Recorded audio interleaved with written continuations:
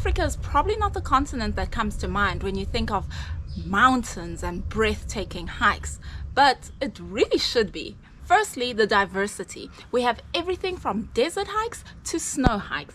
And let's not forget the accessibility and the affordability. Not you, Kili. I live in South Africa, and majority of the peaks are in our neighboring countries. My goal is to hike in every African country. Here is what I've done so far in chronological order. Number 1, Mount Kilimanjaro in Tanzania. 5,985 meters above sea level. September 2018, my very first peak.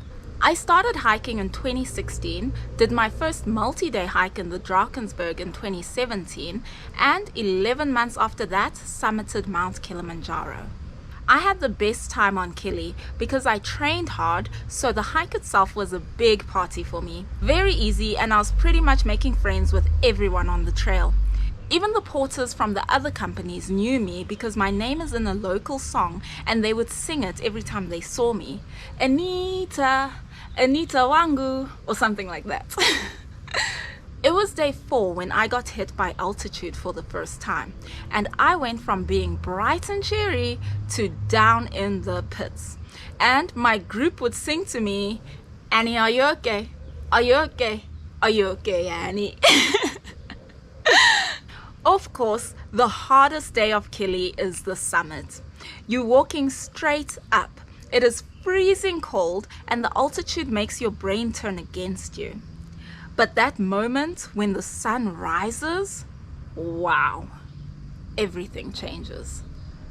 Number 2, in Lembe, Esatini, 1,862 meters. October 2020. Provisional travel restrictions were lifted and my feet were itching. We climbed Lembe from the South African side since borders were still closed. It is a very easy peak to tick off, both in regards to effort and navigation. You pretty much just follow the borderline. There's a fence that comes and goes, and before you know it, you reach the summit. Going down, we took a more direct line to the car, so ended up hiking a nice little loop. It was 5.5 kilometers with an elevation gain of 236 meters. Also, it was completely free. Number 3, Mafadi, South Africa, 3,450 meters. November 2020. South Africa's highest peak is but everything around it is wow. The hike up judges, sleeping in Upper Njasuti Cave, going down Leslie's Pass, and marble baths. Oh my gosh, marble baths. You could walk right past the peak. I say that, but I have summited Mafadi 3 times in the last 4 years. It just keeps coming up. If you can self-navigate, hiking in the Drakensberg is cheap. It will cost a few £100 for 4 days. If you can't, there are brilliant Drakensberg guides available with various packages to meet your needs. And also, don't sleep on hiking clubs. Johannesburg Hiking Club and Mountain Club of South Africa offer wilderness hikes at extremely reasonable rates for their members. Number 4, Brandtburg Namibia, 2,573 meters. June 2021. Oh, how I fell in love with Namibia. Let me warn you, this is not the type of country you go to once and are over it. I was not even back home for a month and my heart was yearning for Namibia. So I planned my next trip for the following year. The hike to Koningstein is a 3-day hike. A guide is included in the permit fee. Permits can only be obtained through the National Heritage Council of Namibia, and you pay for 3 days even if it only takes you 1 or 2. It is a steep climb, but it's not cruel. There are also many sites with rock art, and because you have a local guide, they provide you with historical and cultural insight, giving you other things to think about instead of your aching limbs. Number 5, Karisimi Rwanda, 4,507 meters. December 2022, the mountain that showed me flames. I look back at this peak and think, why was it such a mission for me? Why didn't I think I'd be able to summit? Well, I now have some possible answers. 1. New terrain. I'd never before hiked in such deep mud. It's hard work. Secondly, high altitude. In hindsight, maybe I didn't train enough at altitude. It's only a 2-day hike, so that means in just over a day you are ascending to 4,500 meters. It's not nothing. I feel like Karisimi is a good introduction to East African mountains. Lessons were learned and hope was sparked. I was so overcome with emotions that I cried at the summit.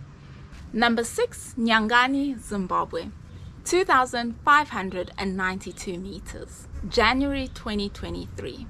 So many mysteries surround Zimbabwe's highest peak. Spirits, mermaids, UFOs, it's bizarre. However, the hike is beautiful. You have lovely views the whole way up. The rocks are really pretty and there are many streams on the mountain. When you reach the summit of Mount Nyangani, you can see into Zimbabwe and into Mozambique. One thing I'd like to add is that the weather changes quickly. Whiteout mist is very common. I imagine it's easy for someone to get disorientated. Nowadays, you have to go with the guide. They don't want more stories. 7. Tabana and Shenana, Lesotho, 3,482 meters, October 2023. This was an epic journey. We started on the west side of Lesotho at its lowest point and hiked 300 kilometers to Tabana and Shenana, its highest peak, all the way in the east of Lesotho.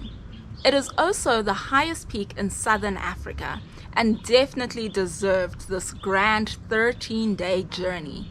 Hiking across Lesotho to get to it made it feel so monumentous. I summited Tabana and Shenana again in 2024 as part of the Brandtburg Grand Traverse. I guess she only wants me to see her after I've hiked hundreds of kilometers. There are simpler ways to reach this summit. 8. Nalong Hill, Botswana, 1,494 meters, June 2024. Okay, hear me out. Botswana is not a hiking destination. And no, it will never be one. But I had so much fun hiking here. We just went for the weekend. It's only 5 hours from Johannesburg and hiked 3 different peaks. Hills.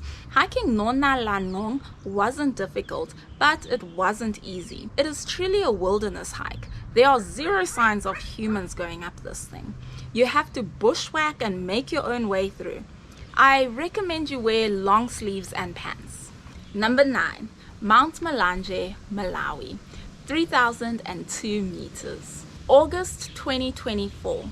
The whole time I was on Malanje, I was like, wow, wow, whoa, wow.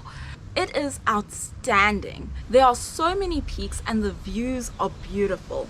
Plus, the huts are the best huts I've seen on a mountain range. They are like cottages. It was an absolute delight hiking here.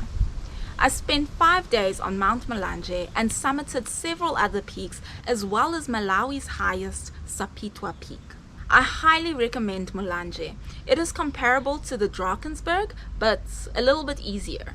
Number 10, Mount Binga, Mozambique, 2,436 meters, August 2024. I climbed Mount Binga from the Zimbabwean side because I really wanted to hike in the Chimanimani mountain range. And let me tell you, it delivered. If you are collecting peaks, get Mount Binga from Chimanimani. If you want to explore cool African mountains, hike Chimanimani. The question doesn't really matter. Chimanimani is the answer. It is a visual treat with lots to offer. These are my African peaks so far. 44 more to go. I'd love to know which ones you have done. Ooh, and which ones you're planning on doing. Maybe we can team up. Thank you for joining me on this long-term adventure. At this rate, I'll finish in 20 years. Happy hiking. Goodbye.